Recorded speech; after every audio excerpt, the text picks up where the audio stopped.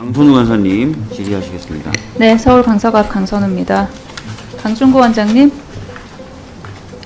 강준구 원장님. 예, 얘기하세요.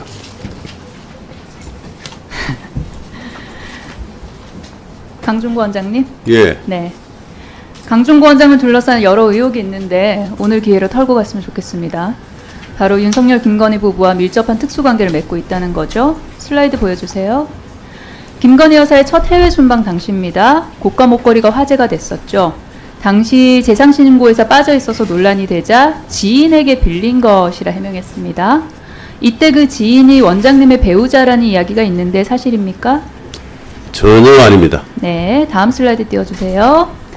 자제분께서 윤석열 대통령 후보 캠프에서 일했고 현재는 대통령실 공직기강 비서실에서 자생한방병원 사위인 이원모 비서관과 함께 근무 중으로 알고 있는데 맞습니까? 아닙니다. 아닙니까? 예, 대선 캠프에 있습니까? 예, 대선 캠프에는 누구 소개로 갔습니까? 강인한에는 지금 우리 딸은 공직기관 비서관실에 있는 게 아니고 민정 비서관실에 있고 이원모 공직비서관하고는 일한 적이 없어요. 대선 캠프에는 누구 소개로 갔습니까? 그걸 학교 추천으로 알고 있습니다. 학교 추천이요? 예. 한승환 교수는 윤석열 대통령 초등학교 동창이죠. 중마고우로 알려져 있고 윤석열 대통령 병역 면제 이유가 됐던 부동시 진단서, 그 다음에 공무원 임용 당시 재임용 때는 또 아니라고 또 그런 진단서를 받았었죠. 그 진단서 발행한 안과 의사로 대통령 주치 하마평에도 올랐습니다. 한승환 교수와는 어떤 사이입니까? 선배 후배 사이입니다. 이처럼 강준구 원장의 여러 사적인 인연이 대통령실과 무척 가깝다는 점부터 짚으면서 질의에 들어가도록 하겠습니다. 지난 7일 복지부 국감에서 본 의원은 처벽 건보 적용 시범 사업에 대해서 지적을 했습니다. 당시 정부가 사실상 자생한방병원 측의 요청이었죠. 왜냐하면 한방병원협회 측의 요청이라 했지만 여기 14년째 회장이 신준식 회장이죠. 에 따라 추가 인정한 한약재 하르파고 피톤군 청구한 것의 99.6%가 결국 자생한방병원이었죠. 문제는 자동차 보험 약침 급여 역시 자생 맞춤형이라는 그런 지적이 나온다는 겁니다. 국토부의 고시는 객관적으로 입증된 무균, 멸균 약침액을 사용한 경우 인정하고 특정 기술의 채택이나 인증 여부에 한정하는 것은 아닙니다라는 행정 해석을 내놨어요. 한의사협회 역시 안정성 가이드라인 제정 요청했지만 심평원은 어떻게 했냐면은 6곳의 인증 원외 탕정실에서 만든 약침을 수가로 인정을 하게 되죠. 다음 슬라이드 보여주세요. 문제는 여기서 또 자생이 나와요. 일선 의료기관에서 어느 원외 탐정실을 가장 많이 등록했을까? 아까 전진숙 의원 질의에서도 나왔었는데요. 자생만 47%, 즉 절반 가까이 차지를 하죠.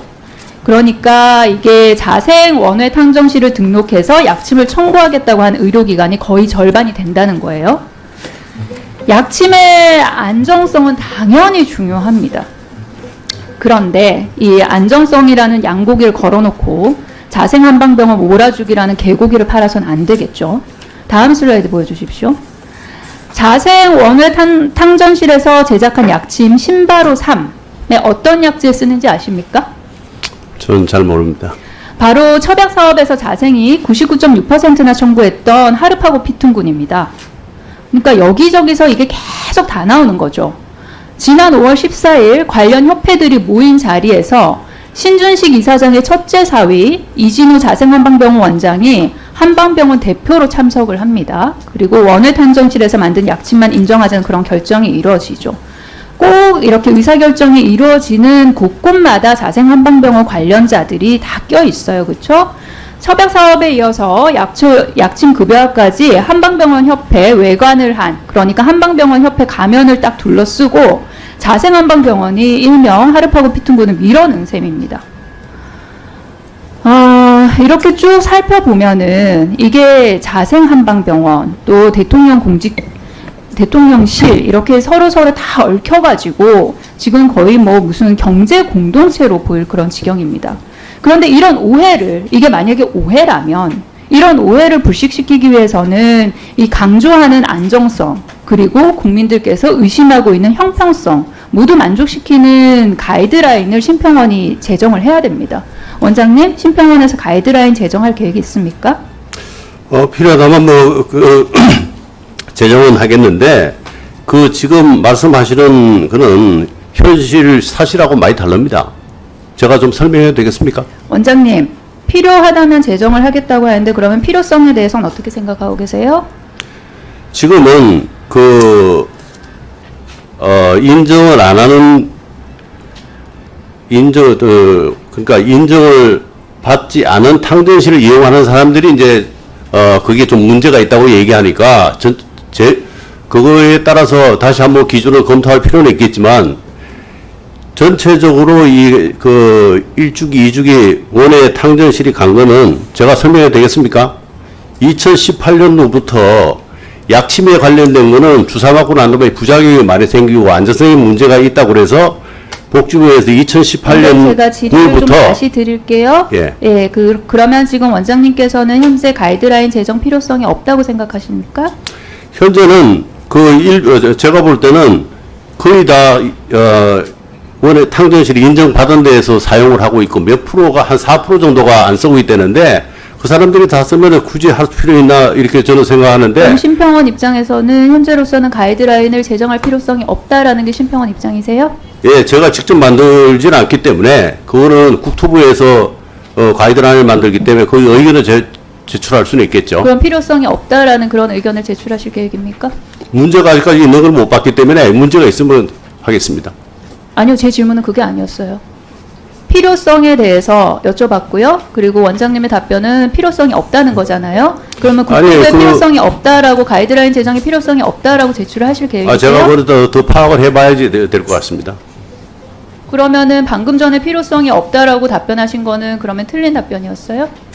제가 여기에 대해서는 지금 그 필요성에 대한 걸 제가 검토를 안 해봤기 때문에 제가 뭐라고 단언적으로 얘기를 못 하겠는데, 국토부하고 생각이 좀 다를 수 있기 때문에 국토부하고 한번 협의해 보겠습니다.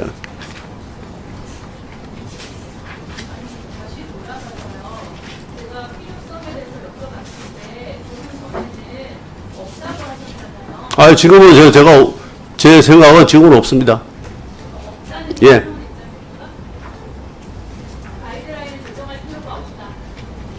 지금은 원외 탕전 인정 기준이 있기 때문에 거기에 따라서 하면 되는 건데, 다시 또 이거를 갖다가 또 지금 22년 9월부터 25년 8월까지 지금 인정을 하고 있는데, 그 다음에 검토가 돼야 되겠죠? 그래서 현재로서는 심평원은 관련해서 가이드라인 제정할 필요성이 없다. 저는 그렇게 생각합니다. 여기서부터 잠시만 주목해 주시기 바랍니다. 제가 구독자분들을 위해서 깜짝 선물을 하나 준비했는데요. 제가 항상 여러분들께 뭐라고 말씀드렸나요? 뉴스만 평소에 잘 챙겨보셔도 돈이 된다, 돈을 벌 수 있다라고 말씀드렸는데요. 자, 여러분들 여기 보이는 각종 뉴스, 코로나 유행 사건, 러시아 우크라이나의 전쟁, 엔비디아의 실적, 트럼프와 김정은의 관계 등등과 같은 뉴스를 보게 되면 여러분들은 어떤 생각이 드세요? 그냥 뉴스만 보고 끝내는지, 아니면 이 뉴스를 어떻게 이용할 수 있는지 이 부분을 고민하고 계시는지를 되물어보고 싶습니다. 자, 그 이유가 뭐냐 하면 제가 지난 1월 여러분들께 뭐라고 말씀드렸나요? 지금은 반도체 산업에 관심을 가져야 한다. 뉴스만 보고 그냥 넘기지 마시고 한번 투자 쪽으로 고민해 보셔야 한다라고 말씀을 드렸습니다. 그리고 나서 이런 썸네일을 유튜브나 뉴스를 통해서 많이 보셨을 텐데요. 이런 반도체 산업이 이슈가 되었을 때 부자들은 어떻게 생각한다고 했나요? 반도체와 관련된 투자 수단은 뭐가 있는지, 어떤 주식이 가장 좋은지, 어디에 투자해야 돈이 몰리는지 자연스럽게 생각한다고 제가 말씀드렸죠.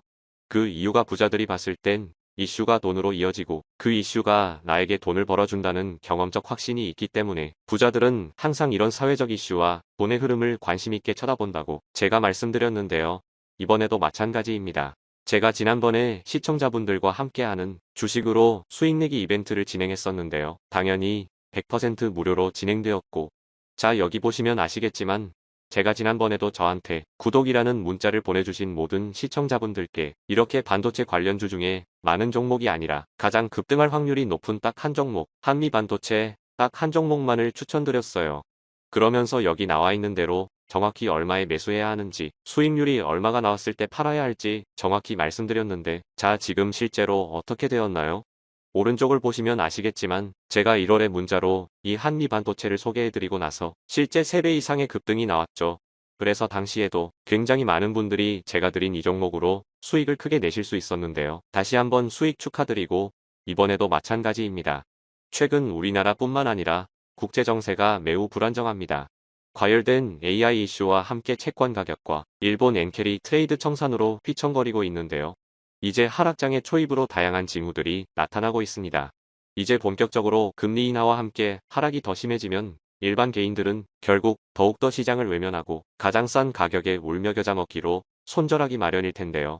사실 역사적으로 이런 시그널이 있을 때야말로 좋은 주식을 저점에서 매수할 수 있는 절호의 기회입니다. 즉, 좋은 주식이 시장 상황 영향에 따라 어쩔 수 없이 떨어질 때를 적극적으로 노려야 한다는 거죠. 자, 그렇기 때문에 제가 이번에도 뭘 보내드린다고요? 지난번과 마찬가지로 대박이라는 문자를 보내주시면 제가 이번 하락장에서의 보물, 추후 주가가 가장 크게 급등할 한 종목을 구독자분들에게 문자로 종목명과 사고파는 시점을 모두 알려드릴 거예요. 그래서 여러분들이 주식으로 돈 버는 연습을 한번 해보시라 이렇게 말씀을 드리고, 혹시라도 나는 주식을 하지 않는다 라고 하시는 분들은 주변에 주식하시는 분들께 추천해 주셔도 되고, 연세가 있으신 분들은 자녀분들에게 한번 이걸로 수익을 내보라고 이렇게 조언해 줄 수도 있으시겠지요. 그래서 지금 이 영상을 보시는 시청자분들 중에 나도 이번 종목이 궁금하다 하시는 분들은 누구나 상관없이 어느 시간대나 상관없이 부담 없이 이렇게 위쪽 상단에 제 번호 남겨두고 있습니다. 제 개인 번호 010-2803-3347인데요. 지난번처럼 대박 이라고 보내주시면 제가 이번에도 똑같이 무료 추천 급등주 문자를 보내드리겠습니다. 그래서 제 번호 010-2803-3347로 문자 보내주시면 여러분들이 직접 이슈를 통해서 돈 버는 연습을 해보실 수 있는 것이고, 제가 돈을 받는 것도 투자를 대신해드리는 것도 아니니까 부담 없이 신청해주시면 되는 겁니다. 그리고 수익이 나면 저는 다른 것은 바라지 않습니다. 제 채널에 구독, 좋아요 한 번씩만 눌러주시라 이렇게 다시 한번 말씀드리겠습니다.